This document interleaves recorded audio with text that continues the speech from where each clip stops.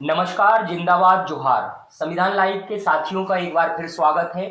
संविधान लाइव जन यात्रा 2024 अपने अगले पड़ाव में पहुंचते हुए रतलाम पहुंची है और रतलाम में हम जो मध्य प्रदेश के सांस्कृतिक और सामाजिक परिदृश्य को देख रहे हैं, उसमें हमारे साथ आज बातचीत करने के लिए यूसुफ जावेदी साहब हैं।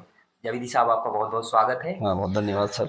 यूसुफ जावेदी साहब के बारे में जो आगे बात करेंगे उसका थोड़ा सा अगर दो शब्द में बोलना चाहूँ, एक तमहीद पेश करना चाहूँ, तो ये उस दौर में नाटकों के जरिए देश और दुनिया को समझने जानने की कोशिश कर रहे थे, जिस दौर में हिंदुस्तान की राजनीति और सामाजिक स्थिति एक नई करवट ले रही थी। आठवें दशक में जिस तरह से आठवें दशक के बाद की राजनीति में हम लोगों ने एक खासियत देखी है कि यहाँ जाति के मुद्दे बहुत तेजी से उभरे, विस्थापन के आंदोलन चल रहे थे और धीरे धीरे समाज में जो सांप्रदायिक बंटवारा था वह भी दिखाई देने लगा था। लेकिन ऐसे समय में नाटकों के जरिए मंच और मंच से परे देखते हुए लेखन के जरिए अपनी सांस्कृतिक और हरकतों के कारण जमीन पर उतर कर काम करते हुए जावेदी साहब ने रतलाम ही नहीं पूरे मालवा के क्षेत्र में अलग अलग स्तर पर काम किया। आखिरी बार अभी उन्होंने बातचीत में बताया कि ठाकुर का कुआं में वो मंच पर आए थे और अब वो सन भी याद नहीं, लंबे वक्त से वो मंच से दूर हैं, लेकिन निर्देशन के जरिए वो सामाजिक मुद्दों को निर्देशन संस्कृति कर्म में लाने की कोशिश करते रहते हैं।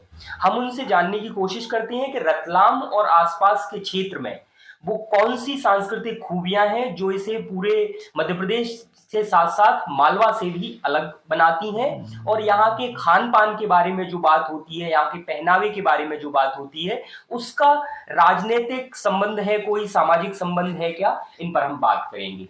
जावेदी साहब, सबसे पहला आपसे सवाल मेरा यही है कि आप जिस दौर में देखना शुरू किया समाज में और जो व्यापक बदलाव की दिशा में, उस समय क्या परिस्थितियां थीं और रतलाम का दृश्य उस समय कैसा था, लोगों के बीच आपसी रिश्ते क्या थे? नहीं, रतलाम मालवा के उन शहरों में गिना जाता है जहां पर कि सौहार्द की मिसालें दी जाती थी, मिसालें दी जाती हैं और दी जाती रहेंगी, ऐसा मैं सोचता हूं। यहाँ कोई बहुत बड़े डिफरेंसेस कभी किसी कम्युनिटी के लेकर या जातियों को लेकर नहीं रहे, लेकिन चूंकि हम सामंती परिवेश के लोग हैं, राजशाही हमारे पुरखों ने यहाँ भोगी है, देखी है, तो उसके सारे जो बुराइयां हैं, अवगुण हैं, वो कहीं ना कहीं समाज में हमारे व्यवहार में प्रकट तो होते हैं। पढ़ा लिखा आदमी अनपढ़ आदमी से नफरत करता है, ऊंची जाति का आदमी नीची जाति के लोगों से नफरत करता है। ये तो सामान्य सी जो एक प्रक्रिया है हमारे यहाँ, वो तो रही है। लेकिन जहां तक सांस्कृतिक आंदोलनों का और साहित्यिक आंदोलनों का और राजनीतिक आंदोलनों का सवाल है, मैं समझता हूं कि रतलाम, जब से हमने रतलाम को देखा तब से उथल पुथल का दौर था। आपातकाल के बाद का जो दौर था उसमें यहाँ बीजेपी जीती थी और उसके बाद लगातार एक आध पीरियड ऐसा रहा कि जिसमें बीजेपी को हार का सामना करना पड़ा, एक या दो पीरियड, बल्कि एक आधी पीरियड, लेकिन ज्यादातर यहाँ बीजेपी का गढ़ हुआ है। उसकी वजह यह है कि यहाँ व्यापारी वर्ग जो है वो बड़ी ताकत रखता है अपनी, खास करके वोटिंग कैपेसिटी में, और वो सामान्य रूप से उन लोगों को चुनाव जिता देता है जो लोग उनके हितैषी होते हैं या जो लोग उनके चाहने वाले होते हैं या जिनसे उनको अपने हित की उम्मीद होती है, वो उनको जिताता है। तो अभी तक भी हमारे यहाँ ये है कि हमारे सामांतिक परिवेश के कारण तो जो समाज में जो भी पूरे देश में स्थितियां हैं उससे रतलाम अछूता नहीं है, लेकिन राजनीति परिप्रेक्ष्य में यह है कि हमारे यहाँ का जो सोच समझ है राजनीति की, वो समझ ये है कि जो अपने लिए हित का काम करेगा उसका चुना जाएगा, और ये सामान्य तौर पर सभी दूर होता भी है। हमारे यहाँ चूंकि मैंने कहा कि महाजनी जो सभ्यता है उसका बड़ा बोलबाला है, यहाँ का जो व्यापारी वर्ग है, यहाँ का जो सम्भ्रांत वर्ग है, उच्च कुल है, वो ज्यादातर बीजेपी को पसंद करता है, इसलिए लगातार उसके साथ में जुड़ा हुआ है। और ये शहर से गांव तक लगभग एक जैसा ही लगभग ग्रामीण क्षेत्र में तो फिर भी थोड़ा हद तक फर्क पड़ता है, लेकिन अभी तो ये माहौल तो लगभग ऐसा ही है कि जिसमें पूरी तौर पर आदमी हितों के लिए, जो आदमी अपने आप को ज्यादा हितैषी बता के सामने आता है वो आदमी चुनाव जीत जाता है। और इसके पीछे धन एक बड़ी कोशिश है कि इसके पीछे जिनके पास ज्यादा पैसा है उनको चुनाव जीतना बहुत आसान होता है, उनके साथ में लोग जुट जाते हैं, उनके साथ लोग लग जाते हैं। यही वजह है कि यहाँ पर कोई बड़ा ऐसा प्रगतिशील तबका खड़ा ही नहीं हो पाया पूरे मालवा में कि जिसकी वजह से प्रगतिशील लोगों का राजनीति में प्रवेश हो सके। इंदौर में कभी मील आंदोलन चलते थे या मजदूर आंदोलन थे तो वो बड़े पैमाने पर वहां पर समाजवादी और दूसरी पार्टियों के लोग और प्रगतिशील लोग आगे थे, लेकिन वो भी लगभग ना के बराबर। इसलिए हमारे यहाँ तो ये है कि दरअसल वो लोग चुनाव जीत रहे हैं लगातार जिन लोगों के पास काफी माल असबाब है। इस चुनाव की बात को थोड़ा हम दूर भी करें अगर, तो फिर भी जो समाज के बीच में संबंध हैं अगर उनको देखें और उनके सांस्कृतिक परिदृश्य, उनमें कुछ साहित्यकार नहीं कह रहे हैं आप, लेकिन उसके बावजूद क्या कुछ नाम याद आते हैं इस तल्ख माहौल में भी जो लोग लिख रहे हैं, जो इस दुनिया की उन सवालात को आगे ला रहे हैं अपने लेखन में, ऐसे कुछ साहित्यकारों का, लेखकों का जिक्र, कवियों का, शायरों का करना चाहें अगर, यहाँ पे वो कौन से लोग हैं? ये हमारी रतलाम शहर की एक खूबी यह है, बड़ी बहुत खूबसूरत खूबी है कि रतलाम शहर का साहित्यकार या रचनाकार सदैव प्रगतिशील मूल्यों को लेकर आगे बढ़ा है।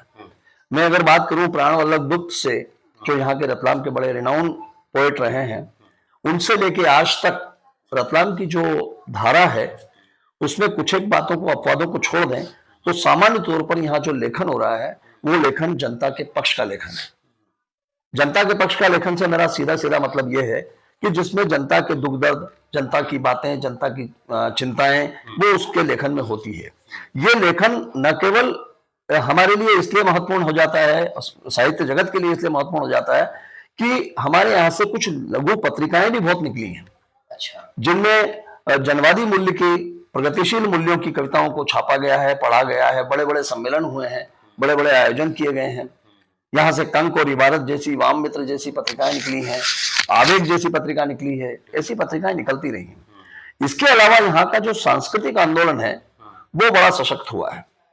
यहाँ जब हम लोग कॉलेज में पढ़ा करते थे तो चिंता इस बात की थी कि जब कॉलेज से अलग हट जाएंगे तो सोशल गैदरिंग में जो हम नाटक, थिएटर, कविता पाठ करते हैं या गीत संगीत तकरार करते हैं, तकरीर करते हैं, वाद विवाद करते हैं, वो कब होगा, क्या वो समाप्त हो जाएगा?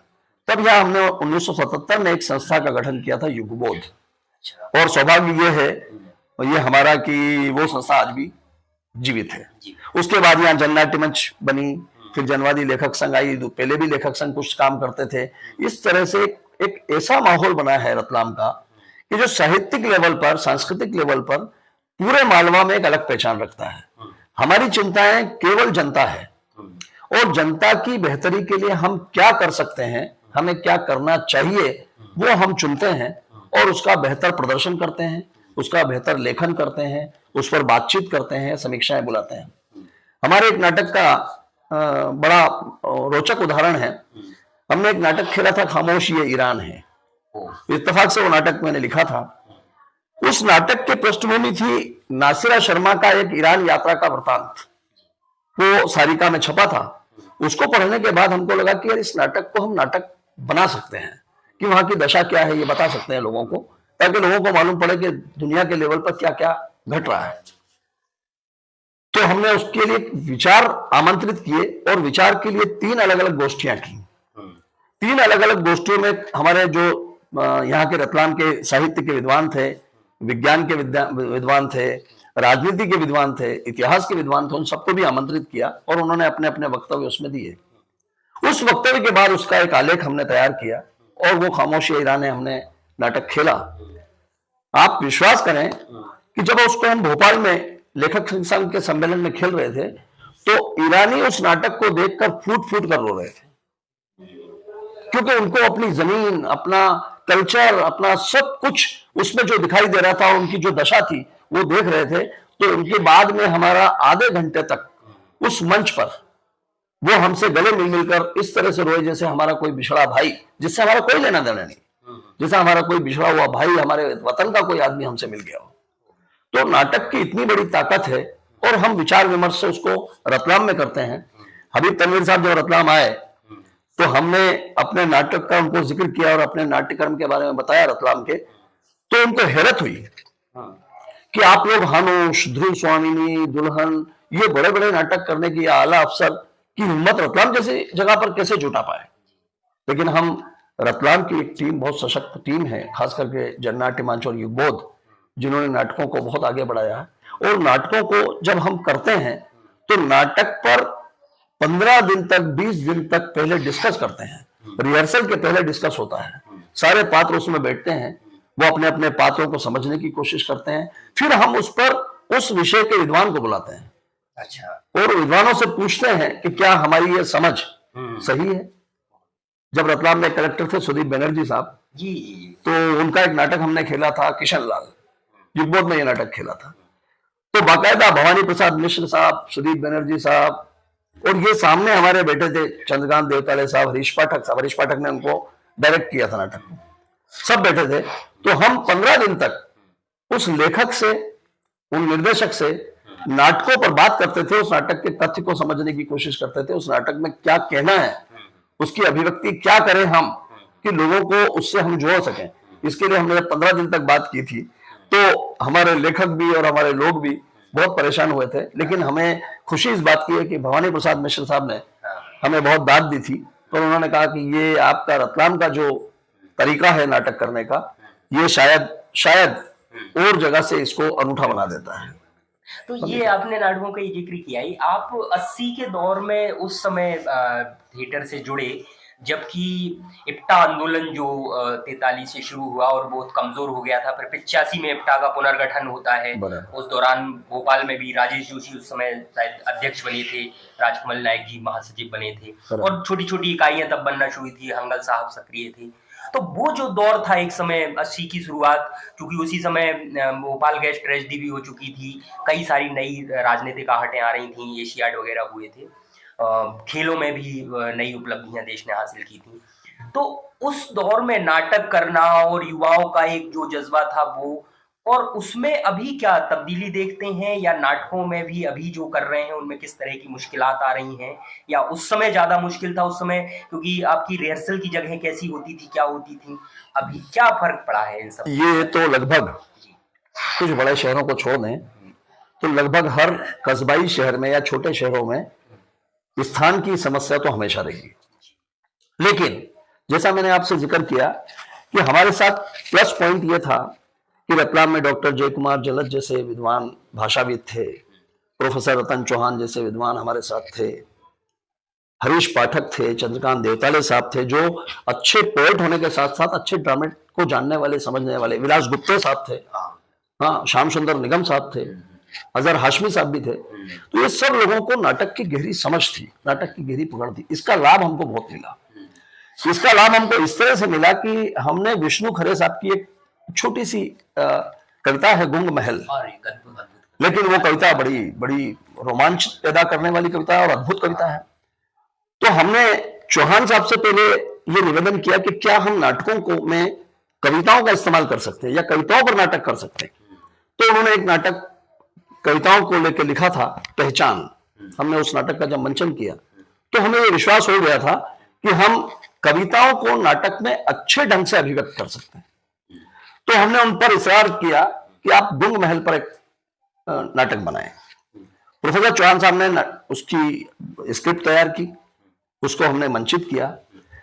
1.5 पेज की कविता होगी, 1.5 पौने 2 पेज की कविता है, लेकिन जब उस नाटक को हमने 1.25 घंटे का नाटक के रूप में उसको किया, और न केवल रतलाम में बल्कि आसपास के क्षेत्र में, इंदौर वगैरह सब दूर उस नाटक का मंचन किया, आसपास के कस्बों में तो किया ही किया, तो हमें इतना आत्मीय सुख मिला कि जिसकी हम आपको कल्पना नहीं कर सकते, और आप कल्पना कर ही नहीं सकते। विष्णु खरे साहब खुद उस नाटक के दर्शक थे रतलाम में। जब विष्णु खरे साहब को हमने वो नाटक का मंचन दिखाया तो विष्णु खरे साहब हैरत में थे कि यार एक कविता को इतनी खूबसूरत ढंग से मंच पर कैसे प्रस्तुत किया जा सकता है। एक छोटी सी कविता है, 1.5 पेज पौने 2 पेज की कविता, लेकिन 2 पेज की कविता को आपने पूरे ड्रामे के रूप में उस शक्ल में पेश किया कि लोग उसमें केवल वाहवाह के अलावा कुछ नहीं कर सकते थे, क्योंकि उनके पास में कोई गुंजाइश नहीं थी कि उनका नाटक अंदर तक ना उतरे। उन्होंने कहा मेरी कविता की सार्थकता आज ये है कि यहाँ का जो दर्शक है या जो भी इसको देखेगा उसके पास में मेरी नाटक की ये कविता इस नाटक के माध्यम से पहुंचेगी, ये खुशी की बात है। तो हमारा रतलाम का जो रंगकर्म है वो रंगकर्म, हम ये नहीं कहते कि हमने श्रेष्ठ रंगकर्म किया, लेकिन श्रेष्ठ बनाने की कोशिश जरूर की। अब कितना बन पाया कितना नहीं बन पाया अलग बात है। इसी तरह से ध्रुव स्वामी और हनुष जब हम नाटक कर रहे थे तो हनुष नाटक में भी हमारे एक मित्र नागपुर से आए थे और वो नाटक में सिर्फ ये देखना चाहते थे कि हमने हनुष नाटक में कुछ मीनार के सीन वीन कैसे क्रिएट कर दिए। तो जब हमने उसको क्रिएट किए तो उन्होंने बहुत हैरत जताई कि यार काश हमारे सामने हमारे निर्देशक को भी ये समझ में आया होता तो हमारा टावर नहीं गिर जाता। ये क्राफ्ट का काम और स्टेज का नहीं, सब ये हमारे लोग ही करते हैं, सब हमारे लोग करते हैं। सब नाटक थिएटर में नाटक टिकट बेचने से लेके मंच का पर्दा तानने तक और मंच बनाने तक और पर्दा हटाने तक और पर्दा गिराने तक ये सब काम हमारे छात्र करते हैं। मंच के जो साथी हैं वही बैक स्टेज का वही काम करते हैं सारे लोग, अलग अलग यानी कोई हमारे पास पेशेवर आर्टिस्ट नहीं है।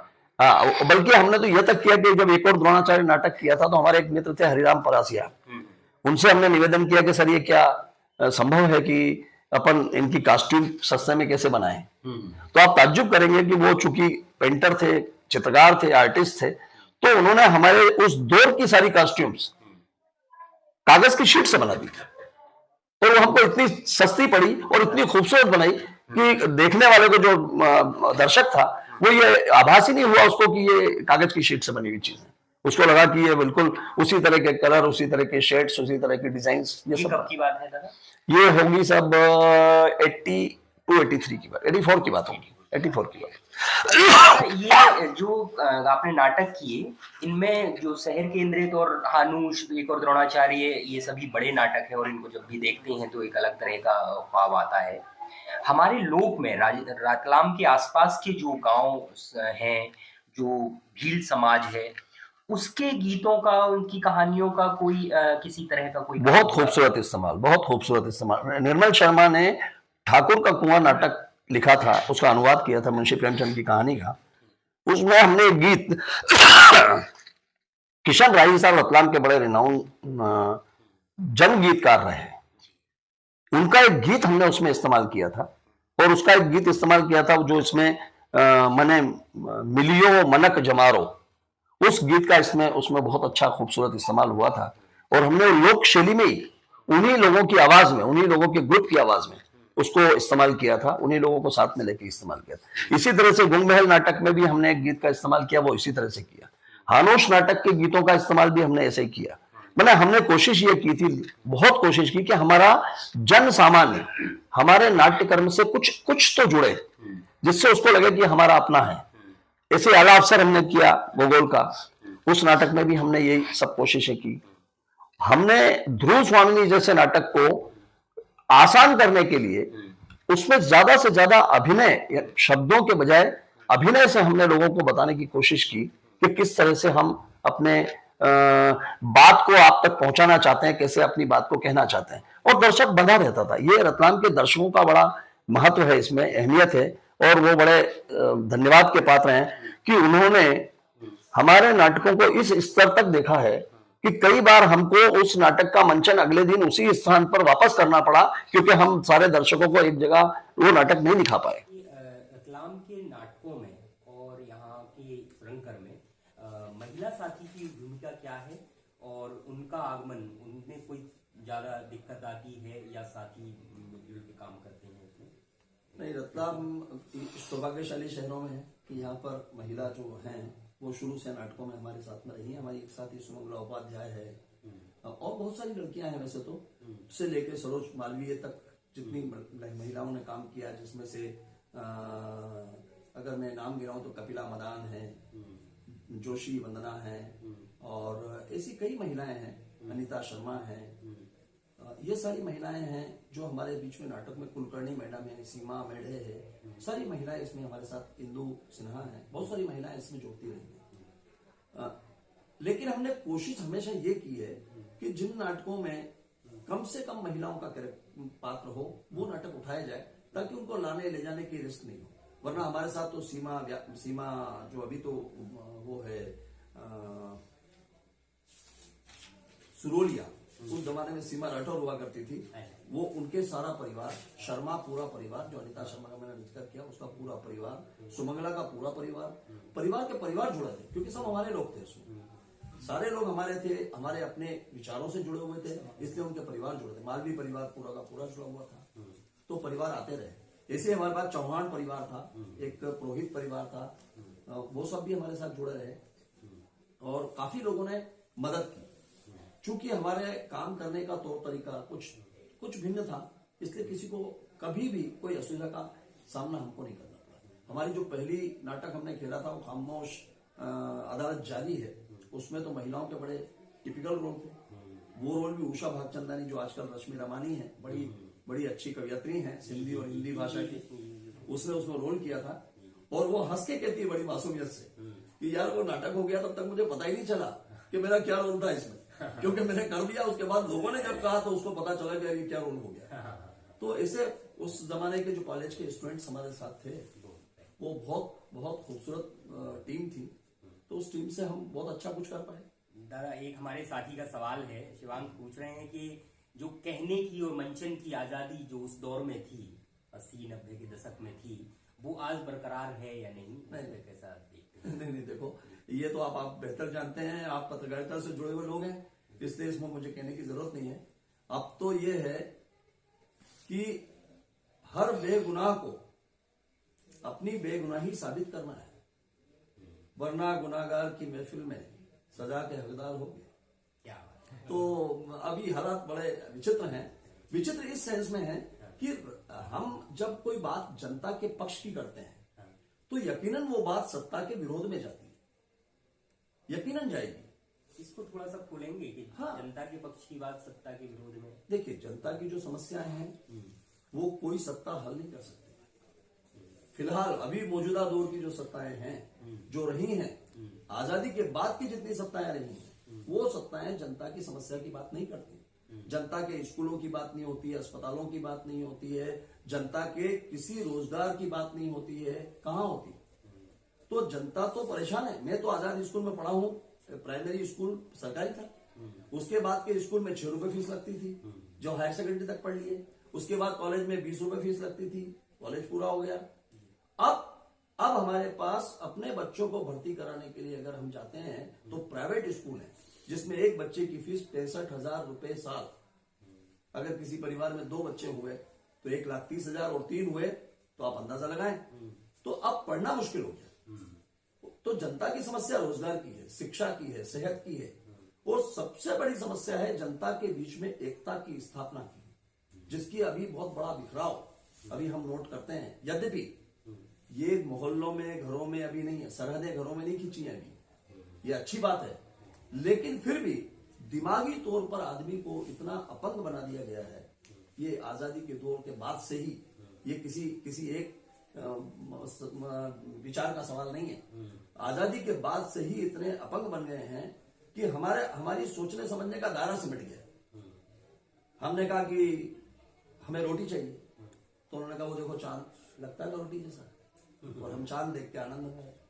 तो हमारी समस्याओं पर जब हम कट गए, पूरी तरह से बिखर रहे हैं, तो उस स्थिति में हमारी जो दशा है, अच्छा, ये दशा फिर हमारी रिफ्लेक्शन जो होता है वो हमारे लेखन में भी होता है, ये रिफ्लेक्शन हमारे साहित्य में भी होता है, सांस्कृतिक आंदोलनों में भी होता है। तो हमें जनता के पक्ष की बात जब भी हम करेंगे तो हमें सत्ता का विरोध करना ही पड़ेगा।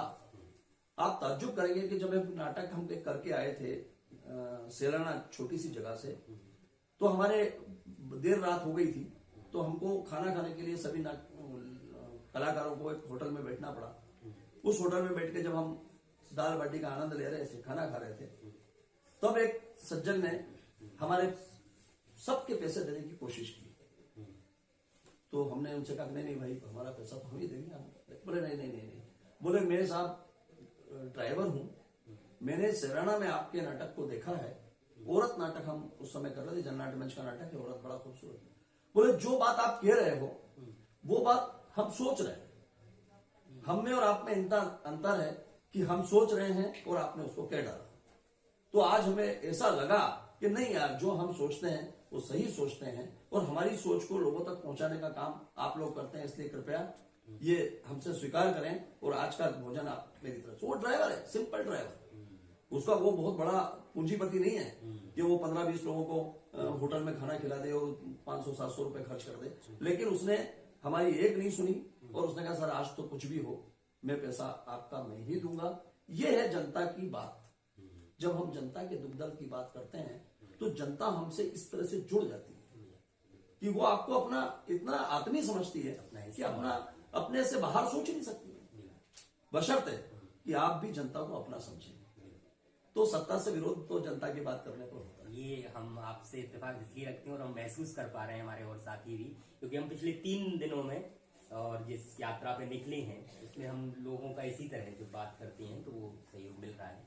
बस इस दौर के लिहाज से ही, और मैं बस आके आपसे ये कहलवाना चाहूंगा, हमारे जो और साथी हैं जो रंगकर्म कर रहे हैं या जो इस तरह का काम कर रहे हैं अलग अलग कला माध्यमों की तरह, वो फिल्म से हो, टीवी से हो, चाहे नई टेक्नोलॉजी में किस तरह का, उनसे आप क्या कहना चाहेंगे इस नाउम्मीदी में या जिस मुश्किल दौर में वो काम कर रहे हैं, वो कैसे अपने आप को बचाए रखें और क्या उम्मीद लगती है इस दौर में भी आपको?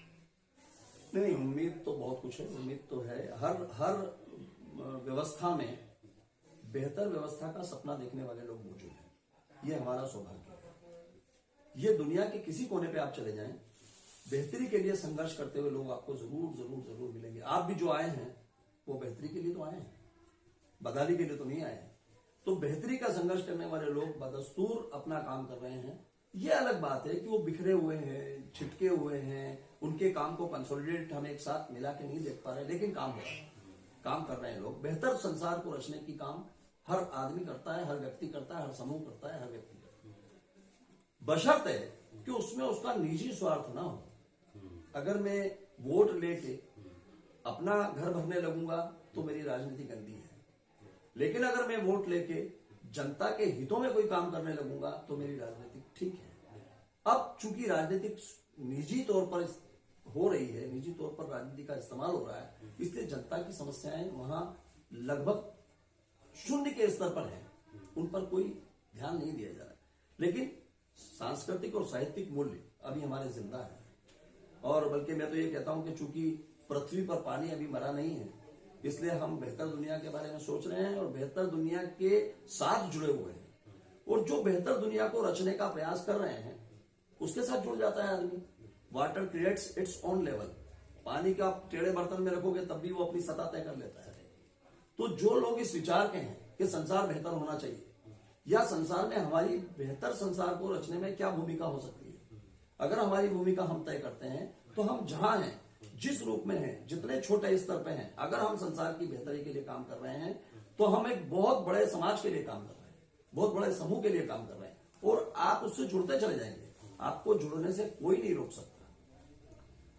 इतिहास गवाह है कि आज हम जिस मुकाम पर हैं, जिस जगह पर आज हम खड़े हैं, वो दुनिया की बेहतरी का हिस्सा है। ये लगातार बेहतर हुआ है। हो सकता है कि कुछ समय के लिए हमको निराशा घेर ले या हमको लगे कि नहीं नहीं नहीं नहीं अब तो सब कुछ तबाह हो जाएगा, बर्बाद हो जाएगा, ऐसा हो जाएगा, लेकिन ऐसा नहीं है। ऐसा इसलिए नहीं है, ऐसा इसलिए हो नहीं सकता कि जनता कभी भी बदहाली की तरफ नहीं जाएगी, बेहतरी की तरफ जाएगी। बदहाली का एक ये हो सकता है कि कुछ समय तक एक जो विकास का क्रम है वो अवरुद्ध हो जाए, वो धीमा हो जाए, लेकिन वो रुक जाएगा ये नहीं, जो आगे बढ़ेगा। और निश्चित रूप से हम ये मानते हैं कि हमें आगे की तरफ बढ़ना है। बेहतर दुनिया हमारा सपना है, हर इंसान का सपना है, और इंसान बेहतरी सोचता है, बेहतरी करता है। बहुत बहुत शुक्रिया दादा। ये थे डॉक्टर यूसुफ जावेदी साहब, और उन्होंने आखिर में जो बात कही कि दुनिया की जो रफ्तार है, दुनिया जिस तरह से आगे बढ़ी है, मनुष्यता ने कई तरह की बाधाएं झेली है, मनुष्यता ने कई तरह के सपनों को जिया है और उन सपनों को कामयाबी से हकीकत में तब्दील किया है। तो दुनिया की जो अभी आगे बढ़ रही है उसकी रफ्तार कुछ भी हो, उसमें तमाम तरह के पैचोखम दिखाई देंगे, लेकिन एक खूबसूरत दुनिया का ख्वाब जो हम सभी के जहन में रहता है वो जिंदा रहेगा, और एक न एक दिन वो कामयाबी के साथ उससे भी ज्यादा बेहतर दुनिया की तरफ हम जाएंगे। मनुष्यता इसी के लिए जी रही है और आगे बढ़ रही है। आप सबका बहुत बहुत शुक्रिया। हम संविधान लाइव से जुड़े रहें, हम आपको ऐसी शख्सियतों से लगातार वाकिफ कराते रहेंगे।